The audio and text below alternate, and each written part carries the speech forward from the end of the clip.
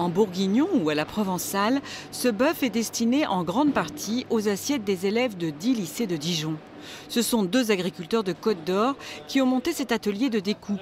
Ils ont eu ce marché grâce à une expérimentation du Conseil régional de Bourgogne-Franche-Comté. Ils ont investi dans la vente directe pour s'assurer des débouchés. À quelques kilomètres de là, ils élèvent des charolais, des salers, des blondes d'Aquitaine. Et ce jour-là, pour annoncer l'extension de cette expérimentation, les élus du Conseil régional sont venus sur leur exploitation. C'est une véritable opportunité de construire un avenir plus cohérent entre production locale et consommation locale. Attentif et concerné, Frédéric Le Goff-Black n'est pas là par hasard. C'est un des membres de la Convention citoyenne pour le climat et la biodiversité. Avec une trentaine d'autres habitants de Bourgogne-Franche-Comté, ils ont justement demandé à la région d'aider les producteurs locaux pour qu'ils répondent au marché public. Nous avions réuni des citoyens pour travailler avec eux sur la façon de produire une région plus écologiquement responsable. Et le domaine, la question de l'alimentation dans les cantines est un domaine qui était très vite apparu. Donc les citoyens nous avaient demandé vraiment d'accélérer, de pousser ce sujet. Depuis 2023, la région a mis en place une centrale d'achat pour faciliter ses ventes directes au lycée. De nombreux freins ont dû être levés et aujourd'hui l'expérimentation va être généralisée aux autres établissements.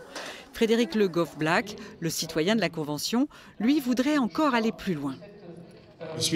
Convention citoyenne, je ne m'occupe pas que des lycées, donc c'est vrai qu'on a parlé du mieux manger, mais je voulais savoir si vous avez des contacts avec les écoles primaires, les écoles maternelles par rapport au repas. Des questions comme celle-ci, Frédéric Le Goff-Black en a posé beaucoup pendant les 9 journées consacrées à cette convention citoyenne. N'importe quel citoyen a un rôle à jouer.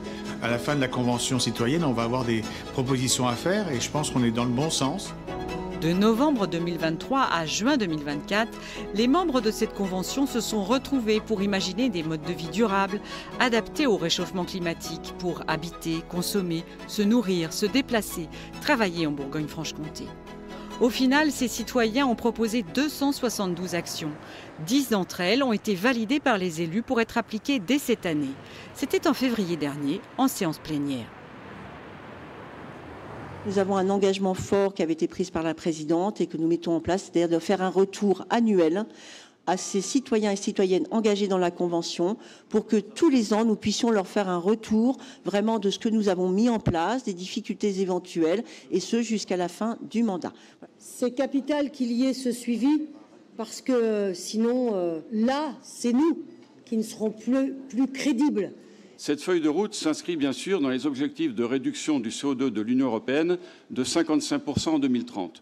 Objectif qui ne sera jamais atteint, et vous le savez, car il faudrait augmenter nos efforts de 200% au cours des prochaines années. Ouvrez les yeux sur tout ce qui se passe autour de nous et tout ce qui peut contribuer et tout ce qu'on peut faire à notre échelle pour mobiliser les gens, transformer la société, c'est bon à prendre.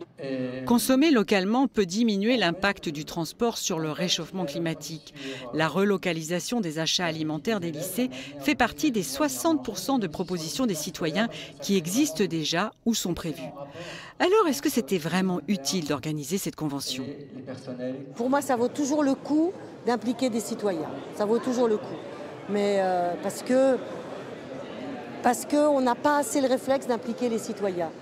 Mais c'est vrai que là, sur ce coup-là, je peux dire, la plupart des sujets qui ont été avancés, des sujets sur lesquels on travaillait déjà. C'est vrai qu'on n'a pas inventé beaucoup de choses, mais c'est vrai que ça a peut-être permis à la région de dire, bah oui, au fait, peut-être qu'il faut qu'on aille un peu plus vite et qu'on accentue nos efforts sur tel ou tel point.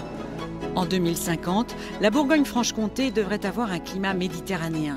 D'ici là, les 272 mesures proposées par les citoyens de la Convention ne seront sans doute pas toutes appliquées. Ils n'ont jamais été dupes.